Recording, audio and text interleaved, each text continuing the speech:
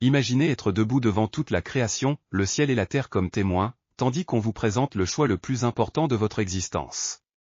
Pas un choix entre le bien et le mal, mais entre la vie et la mort elle-même. C'est exactement la scène que Moïse peint dans Deutéronome 30. Nous sommes à la fin de 40 années de pérégrination dans le désert. Moïse, âgé de 120 ans, sait qu'il ne traversera pas le Jourdain. C'est son dernier discours à la nation qui l'a guidé hors d'Égypte. Et dans ces moments finaux, il ne raconte pas d'histoire sentimentale. Il ne fait pas d'adieux émouvants. Au lieu de cela, il présente à Israël, et à nous, un contrat cosmique. Deutéronome 30 commence par une prophétie remarquable. Moïse prédit que le peuple va désobéir, être dispersé parmi les nations, puis se repentir et être restauré. C'est l'histoire d'Israël écrite à l'avance. Mais c'est aussi notre histoire, l'histoire de toute âme qui s'éloigne de Dieu puis revient à lui. Lisons ensemble les paroles de Moïse dans Deutéronome 30, versets 1 à 10, « Lorsque toutes ces choses t'arriveront, la bénédiction et la malédiction que j'ai mises devant toi, si tu les rappelles en ton cœur au milieu de toutes les nations chez lesquelles l'Éternel, ton Dieu, t'aura chassé, si tu reviens à l'Éternel, ton Dieu, et si tu obéis à sa voix de tout ton cœur et de toute ton âme, toi et tes enfants, selon tout ce que je te prescris aujourd'hui, alors l'Éternel, ton Dieu, ramènera tes captifs et aura compassion de toi. » 3 détails cruciaux passent souvent inaperçus dans ce passage. Premièrement, Moïse invoque le ciel et la terre comme témoins. Ce n'est pas une métaphore poétique, c'est un acte juridique formel. Dans le droit antique, les témoins étaient nécessaires pour valider un contrat. Moïse établit un tribunal cosmique où la création elle-même témoignera pour ou contre Israël. Le ciel et la terre ont vu la fidélité de Dieu et observeront la fidélité ou l'infidélité du peuple. Deuxièmement, au verset 6, Moïse parle de la circoncision du cœur, l'Éternel, ton Dieu, circoncira ton cœur et le cœur de ta postérité, pour que tu aimes l'Éternel, ton Dieu, de tout ton cœur et de toute ton âme, afin que tu vives. C'est remarquable. La capacité d'aimer Dieu pleinement nécessite une transformation divine. L'obéissance véritable ne vient pas de l'effort humain mais de l'œuvre de Dieu dans le cœur. Troisièmement, remarquez que les bénédictions et malédictions s'étendent aux générations. Verset 19, « Choisis la vie, afin que tu vives, toi et ta postérité. » Nos choix ne nous affectent pas seulement individuellement. Ils créent des courants spirituels qui influencent nos enfants et petits-enfants. C'est à la fois une responsabilité écrasante et une motivation puissante. Chaque choix que nous faisons aujourd'hui envoie des ondulations dans l'éternité. Le contexte historique enrichit profondément ce passage. Nous sommes en 1406 avant Jésus-Christ, dans les plaines de Moab, juste à l'est du Jourdain. Derrière Israël s'étend le désert qui a été leur maison pendant 4 décennies. Devant eux se trouve la terre promise, si proche qu'ils peuvent la voir, si proche qu'ils peuvent presque la toucher. Mais Moïse ne les laisse pas rêver. Il les force à faire face à une réalité dure, posséder la terre promise dépend de leur fidélité à l'alliance. Cette génération a vu les miracles. Ils ont mangé la manne, bu l'eau du rocher, vu leurs vêtements ne pas s'user. Ils ont été témoins de la gloire de Dieu sur le mont Sinaï. Pourtant Moïse sait, par révélation divine, qu'ils vont échouer. Le chapitre 31 le confirme, Dieu dit à Moïse que ce peuple se prostituera après les dieux étrangers.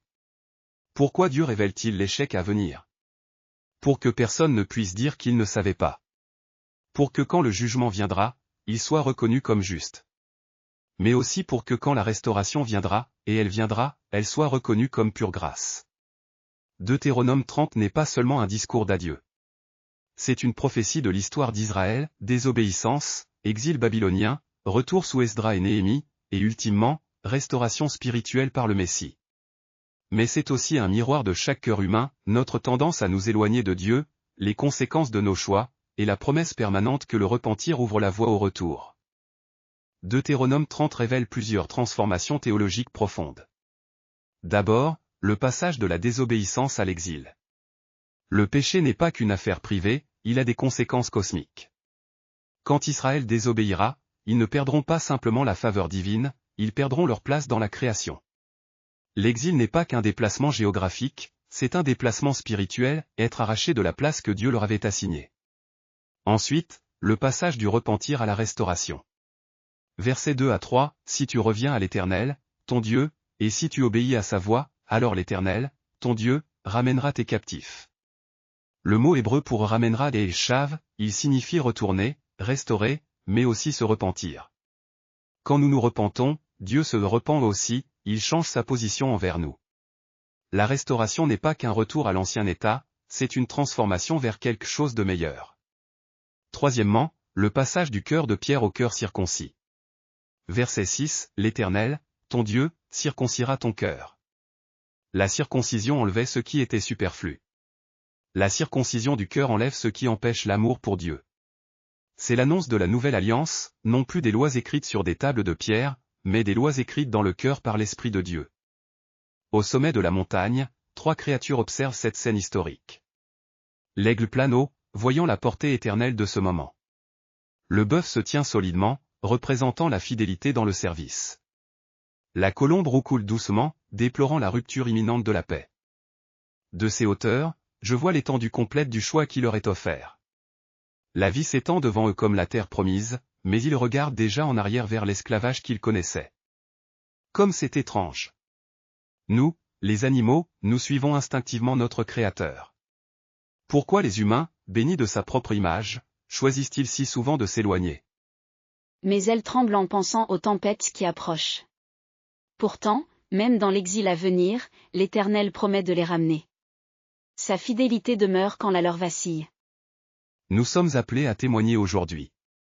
Le ciel et la terre se souviendront de cette alliance. Chaque lever de soleil rappellera ses promesses, chaque saison proclamera sa fidélité. Même quand ils choisiront la mort, la porte de la vie restera ouverte. C'est la merveille de sa grâce, elle ne force jamais, mais elle ne cesse jamais d'inviter. Deutéronome 30 nous interpelle aujourd'hui avec une force immédiate.